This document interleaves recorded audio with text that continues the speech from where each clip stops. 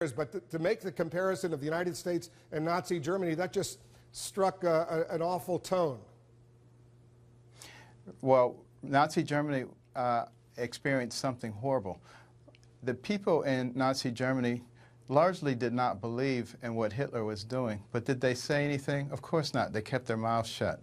And there are some very important lessons to be learned there. The fact that our government is using instruments of government like the IRS to punish its opponents. This is not the kind of thing that, as far as I'm concerned, is a Democrat or Republican issue. This is an American issue.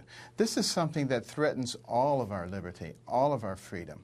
And you can go out on the street and just talk to people, and you will see that a lot of people do not feel free to express themselves.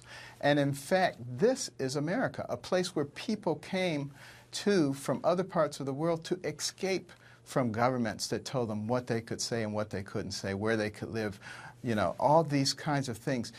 This is a country that is supposed to be for, of, and by the people. The government is supposed to conform to the will of the people, not the people to the will of the government. We have to change that. We have to change it very soon.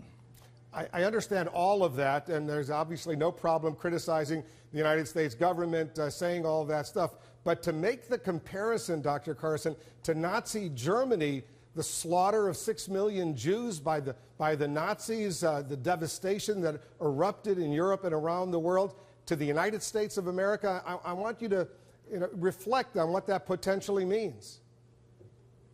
Well, again, you are just focusing on the words Nazi Germany and completely missing the point of what is being said. And that's the problem right now. That's what PCism is all about. You may not say this word, regardless of what your point is, because if you say that word, I go into a tizzy. We can do better than that. You know, when I was a child and when you were a child, they used to say, "Sticks and stones break my bones. Words will never hurt me." Whatever happened to that? We need to get to the point where we can look beyond the word and look for the meaning and understand that, in fact, our country is changing, that, in fact, there are people here who feel threatened. Yes, there are people who are intimidated by what's going on. This has never been the intention for America, and unless we're willing to face it, we're not going to conquer it. All right, so I'm going to move on. We have more questions for you, Dr. Carson, but you don't want to revise or amend, take back the Nazi Germany comment? Absolutely not.